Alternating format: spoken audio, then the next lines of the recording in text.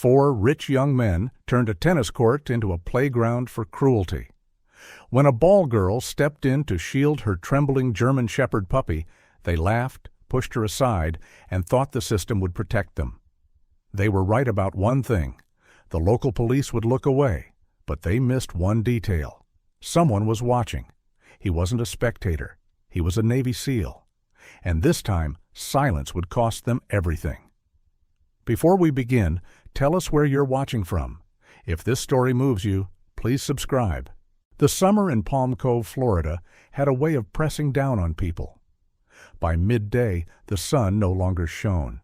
It loomed, turning the air thick and breathless, as if the ocean itself had exhaled and forgotten to inhale again. Salt clung to skin. Heat shimmered above asphalt and white concrete. Palm fronds barely stirred, surrendering to the stillness. The Palm Cove Shoreline Tennis Club sat less than a mile from the water, manicured and pristine, its emerald courts bordered by low hedges and white fencing. It was a place designed to look effortless, where money softened every edge and discomfort was meant to be invisible. Lena Morales felt every degree of the heat. She was 17, small-framed but wiry, her tanned skin marked by faint lines of sunburn along her forearms. Her dark hair was pulled into a low, practical ponytail, strands sticking to her neck as she moved. She wore the club's faded green uniform shirt, one size too big, tucked into worn athletic shorts, her sneakers scuffed and thin at the soles. Sweat traced a slow path down her spine as she jogged lightly along the edge of Court 3, eyes tracking the ball, basket hooked to her arm.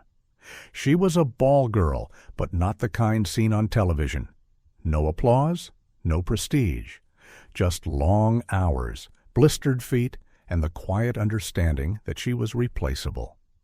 At the far edge of the court, tied loosely to the white fence beneath the thin shade of a young palm, lay her reason for being there at all. The German Shepherd puppy was barely 3 months old. His fur, still soft and uneven in growth, hung a little too loosely over his ribs. His paws looked too large for his body, awkward and hopeful at the same time. A frayed blue leash looped around the fence post, giving him just enough room to lie down, but not enough to wander. His ears were not yet fully upright. One drooped slightly, trembling every time a tennis ball cracked sharply against a racket. The puppy flinched at every sound. Lena glanced toward him often. Too often, each time a ball struck, his head jerked up, eyes wide, breath quickening. He did not bark. He simply shrank closer to the fence, tail tucked, trusting the rope that held him to be enough protection from the world. "Easy, Atlas," Lena whispered when she passed near him, pretending to retrieve a stray ball. Her voice was low, soothing, meant more for herself than for him. Atlas was all she had. On center court, the atmosphere was different. 4 young men occupied the space like they owned it, not just the court, but the air above it. Their laughter carried sharp and loud, cutting through the drone of cicadas. They wore crisp white tennis polos, tailored shorts, and expensive shoes that had never seen dirt. Sweat barely touched them. They took long breaks, sipping cold drinks handed over by staff who avoided eye contact. At their center was Evan Calder, tall, broad-shouldered, his blond hair slicked back with careless precision. His movements were aggressive, every swing of the racket full of force, whether the point called for it or not. His jaw clenched whenever he missed. Beside him played Miles Hargrove, lean and angular, with dark hair and a constant smirk that never quite reached his eyes. He spoke rarely, but when he did, it was always cutting. The third, Trent Lawson, red-haired and restless, bounced on the balls of his feet between serves, his temper visible in every impatient gesture. The fourth, Caleb Finch, shorter than the rest but no less entitled, kept checking his phone between points, scoffing whenever the game didn't go his way. Money hung around them like cologne. They were losing. "Unbelievable!" Evan snapped after slamming a ball into the net. That was out. "No, it wasn't," Trent said sharply. You rushed it again. Maybe if you could actually return. Oh, here we go, Miles muttered, rolling his eyes. We're down 200 already. 200 to them was nothing, but losing was intolerable. Their irritation needed an outlet. Lena jogged onto the court at the signal, head down, retrieving balls quickly. She moved with efficiency born of practice, careful never to linger too close. Experience had taught her that proximity invited comment. Still, Caleb noticed her. "Hey," he called out suddenly, spinning his racket in one hand. "You asleep out there?" Lena froze for half a second, then shook her head. "No, sir." "Then move faster." She nodded, cheeks warm, and finished clearing the court. From the shade of the club cafe, Noah Reed watched. He sat alone at a small round table, black coffee untouched in front of him. Noah was in his late 20s, tall and solid, without being bulky, his build compact and disciplined. He wore a plain gray t-shirt, dark jeans, and worn boots. Clothes chosen for function, not impression. His hair was cropped short, military neat, though no insignia marked him as such. His face was clean-shaven, angular, with eyes that missed very little. He had been back in the States for less than 3 weeks. No uniform, no structure, just heat, noise, and too much time to observe. Noah's gaze followed Lena's movements, then shifted to the puppy at the fence, then back to the 4 men. His jaw tightened. Not in anger, but recognition. He had seen this before. Different country, different uniforms, same pattern. Power testing limits. Evan served again, overpowered the shot, and cursed when the ball sailed long. In frustration, he swung his racket down hard, too hard. The motion sent the ball skidding off the court, bouncing toward the fence. Atlas startled, scrambling backward, the leash snapping taut. Trent laughed. "Look at that thing jump." Caleb leaned forward, peering past the net. "Is that a dog?" Lena heard the change in their tone and turned sharply. "Please don't." "He's scared." Her voice was steady, but there was an edge of urgency beneath it. Miles stepped closer to the net, tilting his head. "You brought a dog here?" "He's just a puppy," Lena said quickly. "I keep him out of the way. He won't bother anyone." Evan squinted, eyes narrowing. "Doesn't look like he belongs here." "It's against policy, isn't it?" Trent added, tapping his racket against his thigh. Lena swallowed. "I'm working. I don't have anywhere else for him." Caleb smirked. "So he's your problem?" He flicked his wrist casually, sending a loose ball bouncing toward the fence. Atlas yelped, flattening himself against the ground. Lena moved without thinking, stepping between the fence and the court. "Please stop. You're scaring him." Miles chuckled. "Relax. It's just noise." He reached his racket out, tapping the fence lightly. Metal rattled against metal. Atlas whimpered. Something shifted in Noah's posture. He didn't stand. Not yet. But his shoulders squared and his attention narrowed. The sounds around him faded. The cicadas, the distant surf, leaving only the sharp rhythm of escalating cruelty. Evan watched the puppy flinch and smiled thinly. Maybe it needs to get used to real sounds.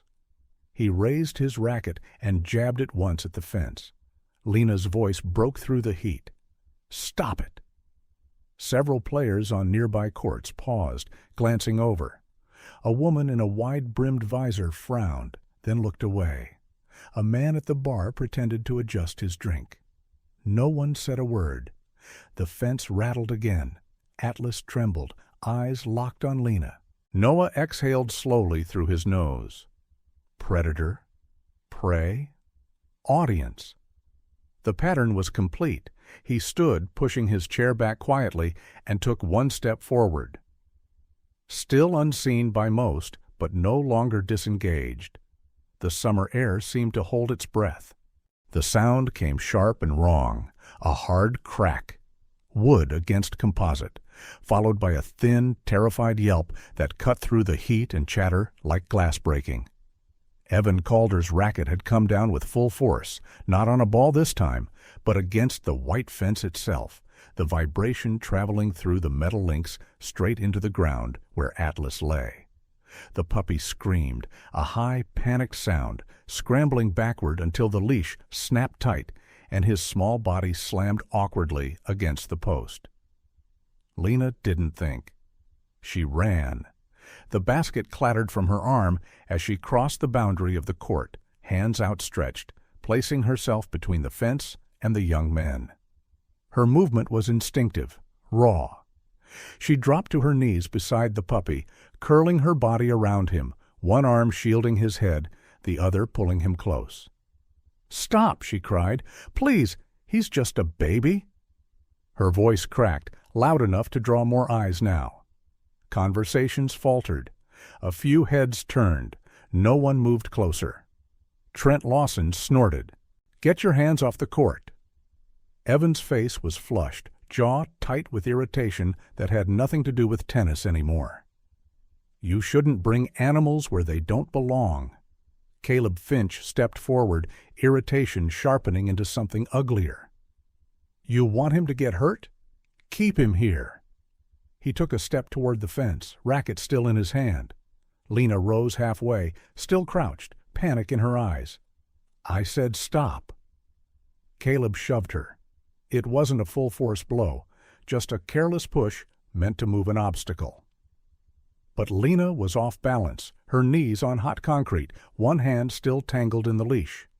She went down hard, shoulder striking first, breath leaving her in a sharp gasp as Atlas squealed again beneath her. That was when Noah Reed closed the distance. He didn't shout. He didn't run. He moved with the kind of economy that came from years of training where wasted motion meant injury or worse. One step, then another. His hand came up, fast and precise, closing around Evan's wrist just as the racket began to rise again. The sound of impact never came. Evan froze mid-motion, surprise flashing across his face as his arm was locked in place. Not twisted, not crushed, just held in a way that made movement impossible without pain. Noah's grip was firm, controlled, his thumb pressed against a nerve point, his stance grounded and balanced. "Enough," Noah said quietly. The word carried. Evan jerked instinctively, trying to pull free. Pain flared up his forearm, sharp and immediate. He sucked in a breath. "Get your hands off me." Noah didn't tighten his grip. He didn't need to. "You step back," Noah said, eyes never leaving Evan's. "All of you?" Miles Hargrove took an uncertain step forward, then stopped when Noah's gaze flicked briefly in his direction. Cool, assessing, not angry. The look of a man measuring distance, options, consequences. Trent hesitated. Caleb swore under his breath. Around them, silence spread. Lena pushed herself up onto one elbow, chest heaving. Atlas whimpered, pressing his head into her side, shaking. She wrapped both arms around him now, holding him close, eyes darting between Noah and the men on the court. Evan's face twisted with humiliation, more than pain. You can't just touch people like that. Noah released his wrist and stepped back immediately, hands open, visible. The message was clear. No escalation, no threat. "I didn't," Noah said. "You were about to." For a moment, no one spoke. Then Evan laughed, a short, brittle sound. "You don't know who you're messing with." Noah didn't respond. He turned slightly, positioning himself between Lena and the group without making a show of it, then reached into his pocket and pulled out his phone. "I'm calling the police," he said. Miles scoffed. "Go ahead." Noah did. He spoke calmly, giving the location, describing the incident in plain, unembellished terms. Assault, animal cruelty, multiple witnesses. The call ended.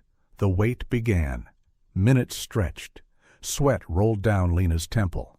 Atlas trembled against her ribs, each sharp sound making him flinch. Noah remained standing, posture relaxed but alert, eyes tracking every small movement around them. The four young men gathered a few feet away, voices low but sharp. Evan paced. Caleb muttered curses. Their confidence wavered, then hardened into something colder when they noticed people returning to their games, deliberately turning away. 15 minutes passed. 20. When the patrol car finally arrived, its presence felt almost anticlimactic. A single vehicle. 2 officers. The older one stepped out first. Officer Darren Holt was in his late 40s, broad through the middle, his uniform pulled a little too tight across his stomach. His hair was thinning at the crown, his expression permanently tired, as if every situation was an inconvenience. He adjusted his belt as he walked, scanning faces with practiced disinterest.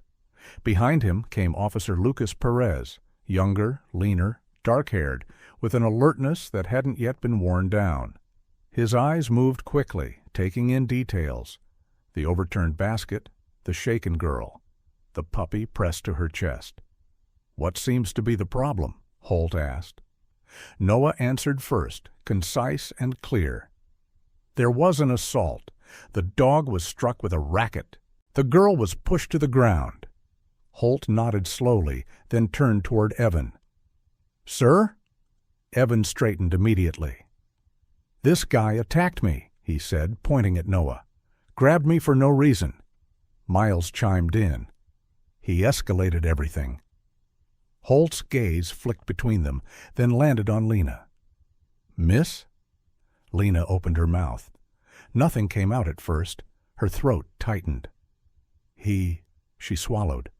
"They scared my dog. He hit the fence. I tried to stop them and got pushed." Holt sighed.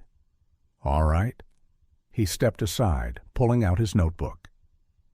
As he wrote, Noah watched closely. Holt's phone buzzed. The officer glanced at the screen, then turned away, taking the call a few steps off, voice low. Noah couldn't hear the words, but he saw the shift, the straightening of Holt's shoulders, the faint nod. When Holt returned, his tone had changed. "All right," he said, tucking the phone away. "Sounds like a misunderstanding. Tempers flared. No serious injuries." Noah's eyes narrowed slightly. "There was an animal involved," Noah said, "and a shove." Holt waved a hand. "Dog wasn't hurt. Girl's standing. We're not making this bigger than it needs to be." Perez shifted uncomfortably. "Sir, the fence—" Holt cut him off with a look. "I've got it." He scribbled a few more notes, then looked up at Lena. "Next time, don't bring animals to private property. That's on you." Lena stared at him, disbelief mixing with fear. Holt tore the page free and tucked his notebook away. "We'll write this up as a verbal dispute. Everyone calm down and move along." Noah felt something settle in his chest. Not anger. Clarity. He had seen this exact moment before, in places where power leaned on law until it bent. As the officers turned to leave, Perez lingered just long enough to murmur to Lena, "You might want to let this go. It's not worth it." The patrol car pulled away. Evan exhaled sharply, a grin spreading across his face. "Told you." He met Noah's gaze, eyes hard now. "You just made this worse." Noah said nothing. He looked at Lena instead, at her pale face, the way her arms tightened around Atlas, the way her shoulders slumped as understanding set in. She wasn't protected here. She knew it now, and so did he. The termination came quietly. No raised voices, no confrontation. Just a folded sheet of paper slid across a polished desk inside the club's administration office, the air conditioning humming softly as if nothing of importance were happening. Lena stood on the other side, Atlas cradled against her chest, his head tucked under her chin. He was calmer now, exhausted more than afraid, his small body warm through her thin shirt. Her shoulder still ached where she had fallen, but she kept her posture straight. Across from her sat Margaret Halloway, the club's operations manager. Margaret was a woman in her early 50s, tall and slender, with perfectly styled silver blonde hair and a face that had learned to smile without warmth. She wore a linen blazer and thin-framed glasses perched low on her nose. Her fingers, manicured and precise, rested lightly on the desk. "This isn't personal," Margaret said, though her tone suggested the opposite. "You violated club standards." "I was protecting my dog," Lena replied.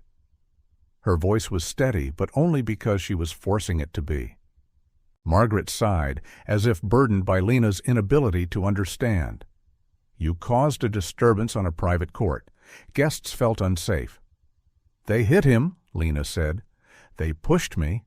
Margaret's lips pressed together. "That's not what the report says." She tapped the paper once. "Effective immediately, your services are no longer required." Lena looked down at the paper. The words blurred. "So that's it?" Margaret nodded. "Security will escort you out." As Lena turned toward the door, Margaret added, almost as an afterthought, "And for your own sake, I'd advise you to remove the animal from the premises. If Animal Control receives a call about an aggressive dog on club property, they'll have to respond." The implication hung in the air. Lena felt something cold settle in her stomach. She didn't argue. She walked out with Atlas held close, every step heavier than the last. Outside, the summer sun felt harsher than before. The club gates closed behind her with a soft metallic click that sounded final. Across town, in a waterfront condo rented month to month, Noah Reed sat at a small dining table, his phone resting face up beside a legal pad. He had spent the morning making calls. None of them went anywhere. He left messages at the precinct, follow-ups, clarifications. He referenced the incident number Officer Holt had scribbled down. Each time, the response was the same: polite delays, vague assurances. "We'll look into it." "An officer will get back to you." No one did. By noon, Noah drove to the station himself. The building was squat and beige, paint peeling slightly at the edges, a flag fluttering lazily in the heat. Inside, the air smelled of stale coffee and disinfectant. A ceiling fan ticked unevenly. The desk sergeant, a heavy-set man with tired eyes, barely glanced up. "You need an appointment." "I'm following up on an assault report," Noah said. "Filed yesterday." The sergeant typed slowly, then frowned at the screen. "Looks like it's pending review." "By who?"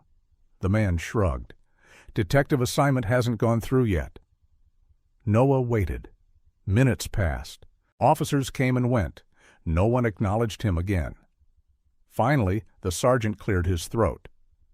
"Sir, if there's nothing new, there's nothing I can do." Noah nodded once. "Understood." He left without another word. Outside, the heat pressed down again, familiar now. Noah leaned against his truck for a moment, eyes closed, breathing slow. He had trusted local forces before. The memory came uninvited. A dusty village half a world away, a promise made through an interpreter. Local militia sworn to hold a checkpoint through the night. Noah and his team moving on that assurance. By morning, the checkpoint was empty. So were 3 of his men.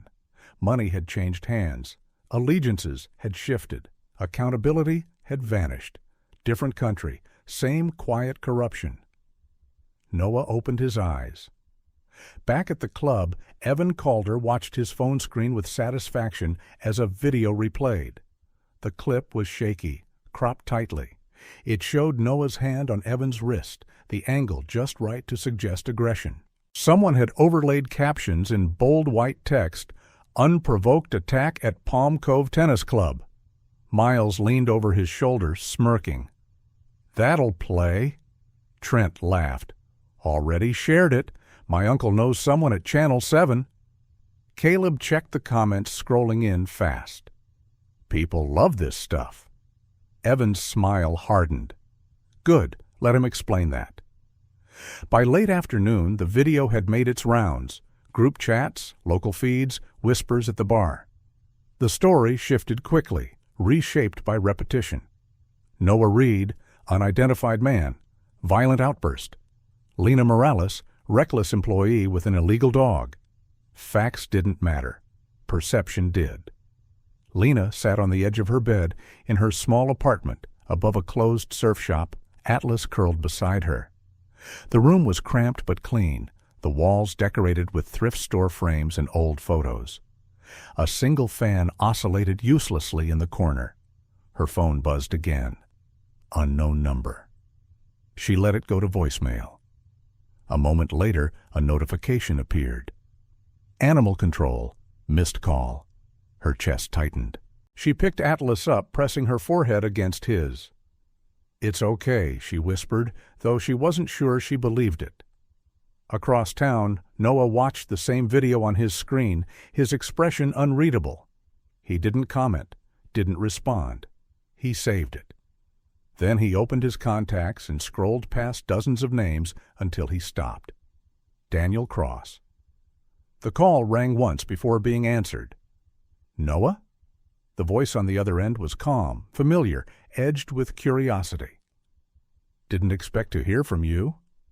Daniel Cross was Noah's age, broad-shouldered and dark-haired, his voice carrying the same steadiness Noah remembered from countless nights overseas.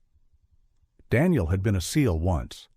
Now he worked federal, assigned to a joint investigative unit that specialized in organized corruption. "I need your eyes," Noah said. There was a pause. "On what?" "A situation where local law enforcement won't move," Noah replied. "Money's involved." Another pause, longer this time. "Send me what you have." "I will," Noah said, "but I'm not asking you to act yet." "I know," Daniel said quietly. "You never do." The line went dead. Noah sat back, staring at the wall for a moment, then pulled his legal pad closer. He began to write names, times, locations. He noted the delay in response, the phone call Officer Holt took, the wording of the report, the threat implied to Lena, the edited video now circulating. This wasn't anger, this was assessment. Across town, Lena looked out her window at the fading light, Atlas asleep in her arms. For the first time, she understood something fundamental. The system wasn't broken. It was working exactly as designed, for someone else. And somewhere not far away, Noah Reed came to the same conclusion. He capped his pen, reached for his phone, and began setting up a camera. Carefully, quietly. Night settled over Palm Cove with deceptive calm. The ocean breeze carried salt and warmth inland, softening the heat, but not the tension that clung to the town after dark.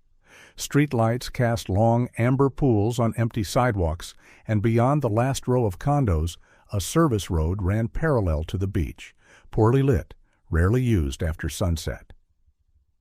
Noah Reed walked there alone. He wore the same plain clothes as always, a dark t-shirt, jeans, boots, no jacket, no visible protection. His hands were empty, his phone tucked away, his posture relaxed enough to read as careless to anyone watching from a distance. That was the point. He stopped near a shuttered beachfront equipment shed, the wooden structure bleached by years of sun and wind. The area was quiet, the nearest traffic several blocks away. A place where sound could travel without witnesses. Noah leaned lightly against the fence, head tilted as if listening to the surf. In reality, every sense was active. He knew where the shadows broke. He knew which angles were blind spots and which were not. He knew exactly how exposed he appeared. Across town, 4 young men gathered in a private garage beneath a luxury condominium, laughter sharp and restless. Evan Calder paced near the open trunk of his car, rolling his shoulders as if loosening up for a match. Under the fluorescent lights, his confidence had hardened into something more dangerous: certainty. He believed the world bent when he pushed it. Miles Hargrove leaned against a pillar, arms crossed, his lean frame relaxed, but his eyes alert. He was the strategist of the group, the one who enjoyed control more than noise. His dark hair fell neatly into place as he watched Evan with a faint smile. Trent Lawson sat on the hood of another car, bouncing one knee, restless energy radiating from him. His red hair caught the light, his temper always closest to the surface. He wanted action, not talk. Caleb Finch lingered near the entrance, phone in hand, scrolling through comments on the video that had gone viral locally. Each notification fed his sense of immunity. "He's been walking around like he owns the place," Caleb said. "No apology, no lawyer, nothing." Evan stopped pacing. "Because he thinks he got away with it." Miles shook his head. "No, he thinks we did." Trent grinned. "Then we remind him how this town works." They all understood what that meant. They had grown up watching consequences dissolve under the weight of family names and well-placed calls. Tonight, they were convinced, would be no different. By the time they pulled up near the service road, Noah had already noted the approach of headlights. He stepped away from the fence and began walking again, slow, unhurried, as if unaware. The car doors slammed behind him. "Hey," Evan called out, "you lost?" Noah turned, expression neutral. "Evening." The four men fanned out instinctively, forming a loose semicircle. Their movements were sloppy with confidence, not training. They believed numbers were enough. "You embarrassed us," Evan said, voice tight with anger he had been nursing all day. "You think that just goes away?" Noah said nothing. Miles stepped closer. "We gave you a chance to disappear." Trent cracked his knuckles. "Guess you didn't take it." Evan lunged first. The attack was sudden but uncoordinated. Evan swung a fist wide, telegraphed by rage. Noah sidestepped, pivoting smoothly, bringing his forearm up to deflect the blow, while his other hand guided Evan's momentum past him. Evan stumbled, nearly losing his footing. Trent charged next, swinging a metal flashlight he'd pulled from his pocket. Noah closed the distance before the arc completed, trapping Trent's wrist against his chest, twisting just enough to force the weapon to drop. He shoved Trent backward. Not hard, just enough to put space between them. Caleb rushed in from the side, grabbing for Noah's shoulder. Noah ducked, stepping inside Caleb's reach, hooking an arm under his elbow and turning. Caleb yelped as he was spun and dropped onto the pavement, breath knocked from his lungs. Miles hesitated. That hesitation saved him from worse. Noah didn't pursue. He repositioned, keeping them all in front of him, breathing steady, movements precise. Every action was defensive, measured, no punches thrown, no kicks delivered, just control. Evan recovered and swung again, desperation creeping into his movements now. Noah caught his wrist, pinned it, and used Evan's own momentum to force him down onto one knee. Evan cried out as pressure built in his shoulder. "Stay down," Noah said quietly. Trent tried to circle. Noah shifted, blocking the angle. Caleb scrambled to his feet, eyes wide now, fear bleeding through bravado.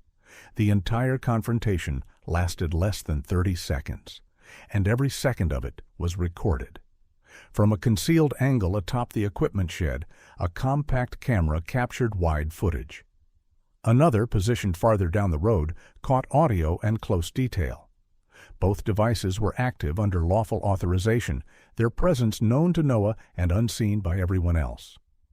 As Noah held Evan in place, red and blue lights suddenly washed over the scene. Not one car, 3. Federal vehicles rolled in silently, doors opening almost in unison. Men and women in plain clothes moved with practiced efficiency, weapons low, but ready. "Federal agents," a calm voice announced. "Hands where we can see them." Evan froze. Trent's mouth fell open. "What?" Noah released Evan immediately and stepped back, hands raised, body language neutral.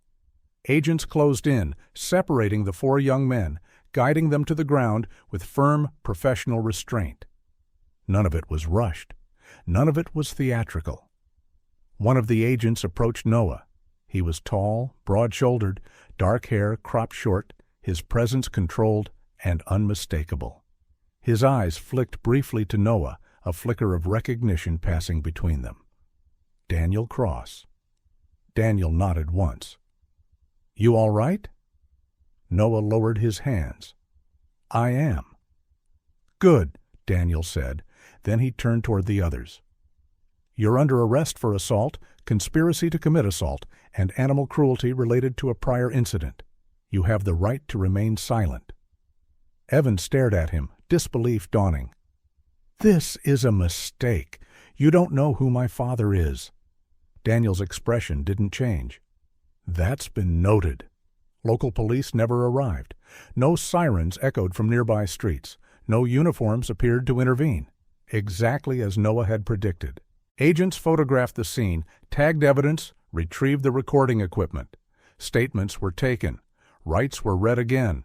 Slowly, carefully. As the four men were led away, their earlier confidence lay in pieces on the pavement. Daniel joined Noah once more as the last vehicle pulled off. "Local PD didn't even check the call log," Daniel said quietly. "You were right." Noah looked toward the dark ocean beyond the road. "They usually are." Daniel studied him for a moment. "You sure you want to see this through?" Noah didn't hesitate. "Yes." Daniel nodded. "Then we're just getting started." The night air felt lighter as the engines faded into the distance. Noah remained where he was for a moment longer, alone again, the sound of waves steady and indifferent. The trap had closed. The investigation unfolded quietly at first. Then all at once. Unmarked cars appeared at the Palm Cove Shoreline Tennis Club during business hours, their presence subtle but unmistakable. Agents moved through offices and storage rooms with clipboards and evidence bags requesting records, surveillance footage, internal emails. Staff watched from a distance, whispers rippling through hallways that had once echoed only with polite laughter and the thud of tennis balls. The club's immaculate image began to crack. Membership privileges were suspended.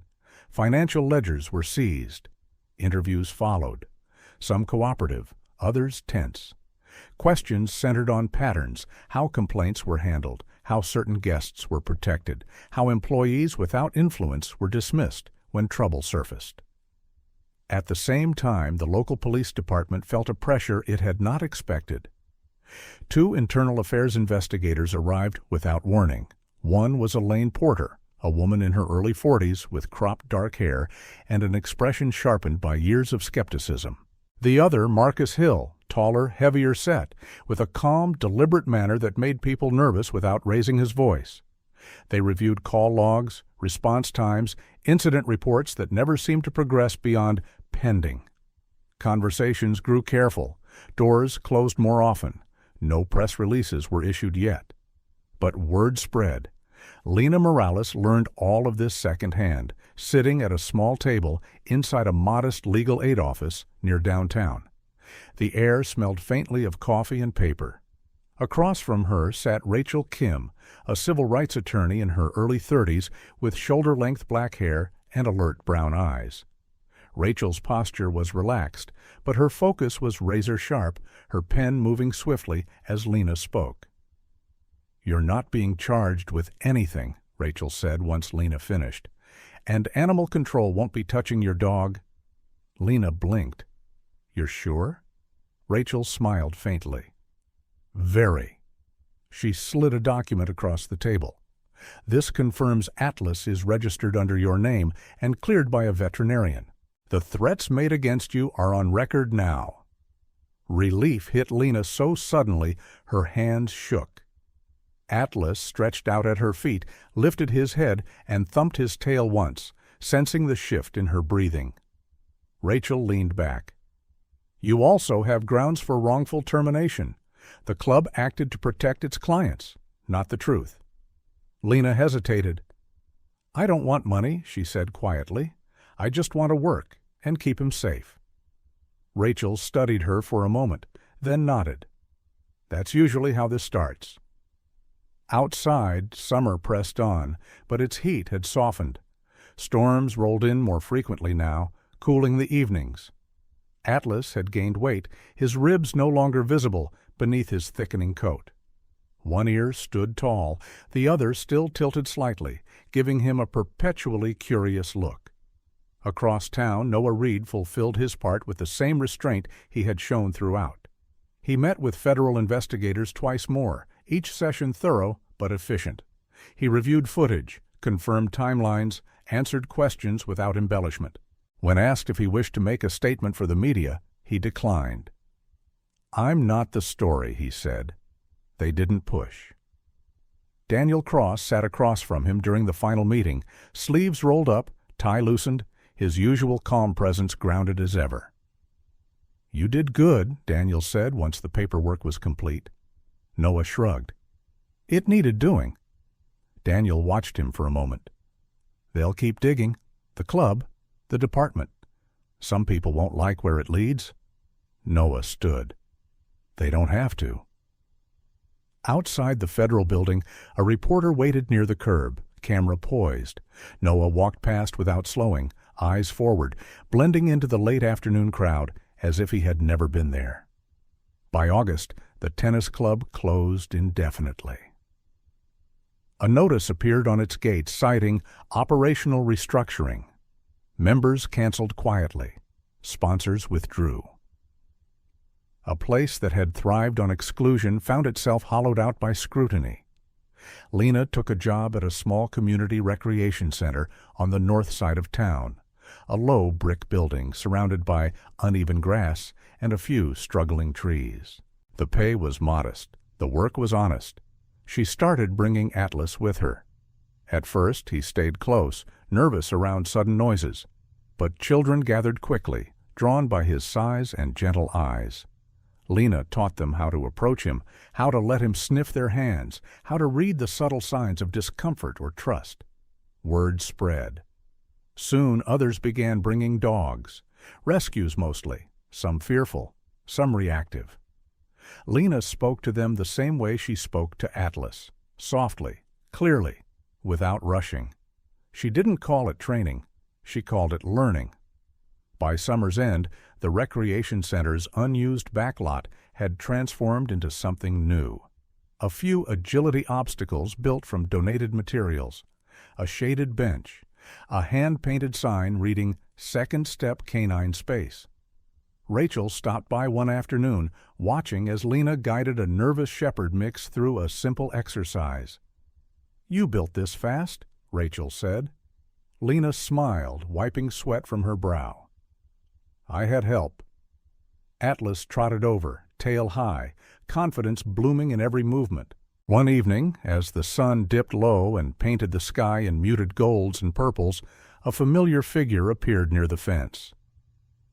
Noah stood just outside the gate, hands in his pockets, posture relaxed. He looked thinner than before, lighter somehow, as if the weight he carried had shifted rather than disappeared. Lena noticed him immediately. She walked over, Atlas at her side. "Hey." "Hey," Noah said. They stood there for a moment, the sounds of distant traffic and cicadas filling the space between them. "This is yours?" Noah asked, nodding toward the lot. Lena followed his gaze. "It is." He watched as a young boy laughed while a shy dog tentatively followed a command. "Looks good." Lena hesitated, then said, "I wanted to thank you for not walking away." Noah met her eyes. "You did the hard part." She studied him, searching for something, an explanation perhaps, or a promise. He offered neither. "I'm heading out tomorrow," Noah said. "North, don't know how long." Lena nodded. "Figures." Atlas stepped forward, pressing his nose briefly against Noah's hand. Noah crouched, scratching behind his ears once, twice.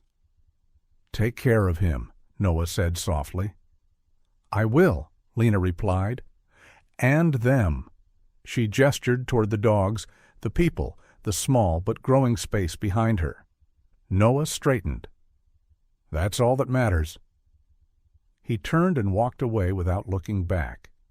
Lena watched until he disappeared down the street, then turned to Atlas, smiling. Summer had not fixed everything, but it had left something standing. Some battles don't happen on streets or in courtrooms. They happen quietly.